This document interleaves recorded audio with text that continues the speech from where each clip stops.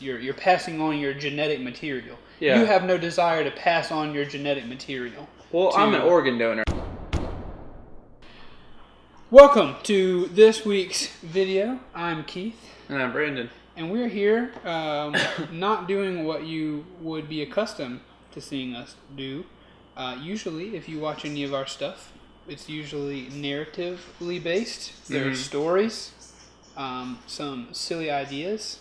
But here, we're just going to sit candidly and discuss some topics that we want to discuss on the internet. And just because we feel like we don't make enough videos, so we might as well make some about us talking about stuff that we think about talking about. If that makes any sense. Mm-hmm. Brandon, you have anything to add? Just thinking about how weird these, like when you film stuff like this is, because like you don't have the person there. Like last night, I was in a conversation where there was me and I was addressing two people, right? And there was one where it was like this, but the body language is like you move, and then like you see who's most interested, and then you give them the most. Like you start giving them the most body language, right? Whereas with this one, you can't tell how interested they are. Plus, it's just weird when you're like, you know what I'm saying? But it's just a camera there, and it's not human eyes looking back at you. But as we talk, we can be guaranteed that someone is listening to what we're saying right now, like as we speak to them. Maybe it's remember that random person like from Russia that always listened to our podcast? Yes. Maybe it's that person. This is also maybe a little bit of an effort to bring back sort of our podcast-like stuff without actually doing the hour-long podcast. So if you did used to listen to Tank Media podcasts, just come here for that. Mm-hmm. We can't guarantee a schedule on these kind of things just yet, but we are going to do them. So this week we were in charge, or at least sort of in charge of a vacation Bible school at our church. This was the second year.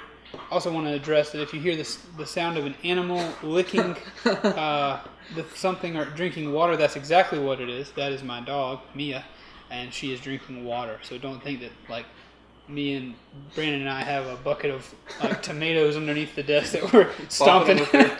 We're stomping and making ketchup while we're doing the video. But we did a VBS this week, and so there were a lot of children, and so that combined with the fact that you are in a very serious relationship. Mm-hmm. The two of you are talking about possibly one day becoming wedded to one another. I am engaged to be married and will be married in a couple months. There have been many talks. Yes. So that combined with a crowd of children begs the question, what do you think about children? Like you got to see from one end of the spectrum, we had good kids. I'm not talking about their moral fiber, their ability to be good. I'm saying well-behaved kids, all the way down to spawns of Satan running amok in the church. And so I know you have some fairly interesting views on children. Yeah. So I wanted to maybe talk about that for the folks at home. Well, given my past, I've had my life threatened by multiple kids. I had a kid try to stab me in the throat with a pencil. And definitely don't give anyone any backstory to that as well. Just let that lay there. I've had a couple break into my car, right, and try to hotwire it. Mm-hmm. And last week I just had a kid that would walk up and he would just like punch me in the stomach. And then there was these little kids that I would try to ask them, like they on their shirt they'd have like Paw Patrol, and I'd be like, "Oh, you like Paw Patrol?" And they'd be which like, is a television program for children. And they'd be like, "Duh, I'm wearing their shirt."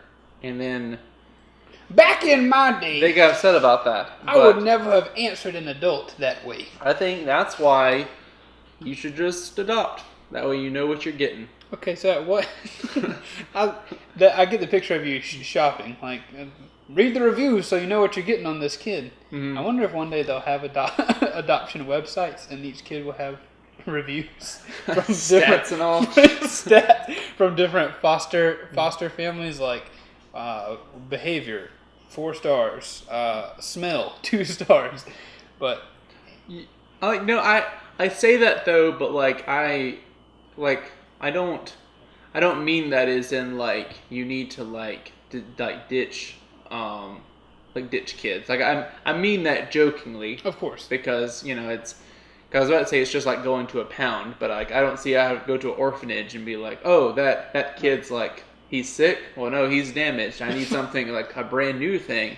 We're in the business of trying to make you laugh, not trying to make you hate us. But as a whole, I really enjoy being around kids, and even like kids who misbehave, there's more of a tolerance there, or being able to like handle that, because I'm used to having some kids that can be like very creative about misbehavior. So, yeah, like they get really creative where like you're like, I don't even know if I should punish this or if I should just reward you and let you be in charge. That's kind of the rule. Like if it's impressive, if that's, you can even say that to your adopted child. Like if you misbehave, you will be punished. But if you can impress me with the way you misbehave, maybe you don't get punished. Maybe you get ice cream. Yeah, and I think it's all around like because I worked at a summer camp for like 5 years. I babysat a kid for a year. Before the summer camp. Yeah, before the summer camps, and like with the stuff we've done at VBS, and so I'm really comfortable around like a certain age group, 4 years old to like 95. Like once you're like those 95-year-old or kids. 96 years old, like I can't be around you. But so you're saying that the age group before that's what makes you not want to have your own children. I can't stand babies. Right. See, I feel like most people, if you ask them, would say, I'm not a big fan of babies. I don't think anybody thinks like, I want to go out and find babies. I think I think personally the only draw for babies is that it's your baby. Because I can tell you this, there have been people who've asked me to hold their babies. And even like my sister's baby, which makes it my nephew, I love him because he's my nephew, but also like I feel if I were asked to hold him, I don't know if I would enjoy that because I feel like I'm going to break it. And then like what if it cries and then everybody looks at me like I made it cry? That the only baby allure I have, the only desire for a baby I have is to have my own seed grow out of the ground into an infant. So I don't want. We've had conversations before where I almost allow myself to get belligerent over you not wanting to have your own kids, but that to each his own. And just wanting to adopt, that's fine. I'm over it now, but I want to, as far as my current drive, I don't want anyone to think that Keith's a baby lover. Baby lover. Keith's a baby lover. I'm not a lover of babies, but I would like to have my own that burst forth from my own loins one day. I feel like they're they're a necessary evil, because without them, we all, You're right, correct. We all Babies, die. We'll put that on a t-shirt or a mug. Babies are a necessary evil. They've got that going for them. But I feel like there's already so many of them that I don't need to have my own. And babies are just such a drag. Like I can't think of. So you're not at all enticed by the idea of your bloodline moving on. That's why you adopt. Your bloodline can't move on if you adopt. It's a blood oath. You can't give blood your transfusion. You can't transfuse. My literal blood will move on. Well, your DNA. Okay, excuse. All right, maybe. I think your problem is you're saying that like adopted kids aren't real kids. Like there's an asterisk there. No, they're not your offspring. They are. They are your. No, they're not your offspring. They're your child, and you love them just like you did your wife or whatever is your mother. You love them like you gave birth to them. Don't want any adopted children to think that you've not loved. I agree. You love it. I have 3 adopted siblings, and I love them just like they had come forth from my own family.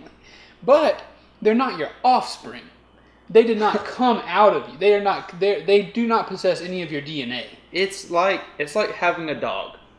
You had no part in that dog being conceived. Right. But then you adopted that, and now that dog is your child. You would never tell anyone like, "Oh no, that I didn't conceive that dog." I don't think you understand. I agree with you. Uh-huh. I completely agree that an adopted child is your child.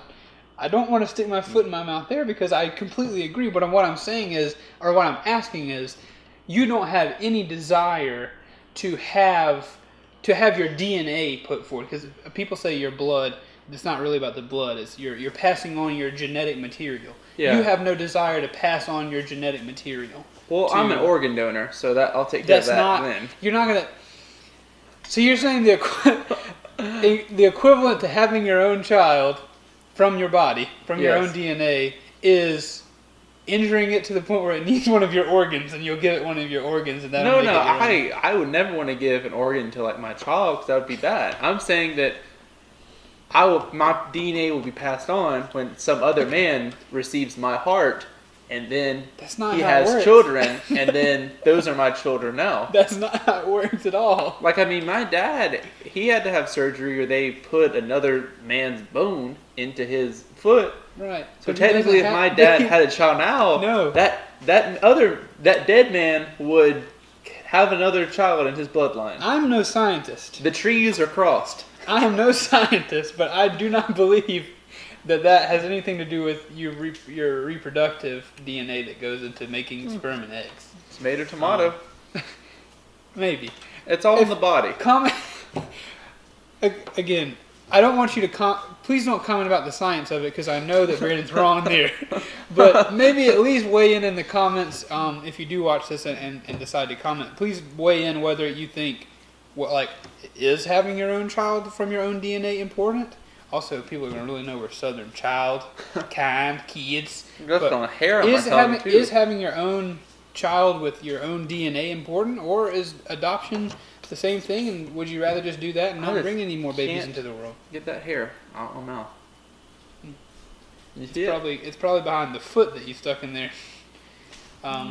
So yes, please be sure to give us a comment about that. If you liked this video and like hearing us discuss these kind of things, be sure to like and tell us maybe what you'd like for us to talk about next. And the dog, if you can see her. He's a dog. But we will see you in the next video. Goodbye, Mia. We'll see you in the next video. Brandon, you have anything else to say? Mm-mm. All right, well, be sure to weigh in the comments. And be sure to subscribe.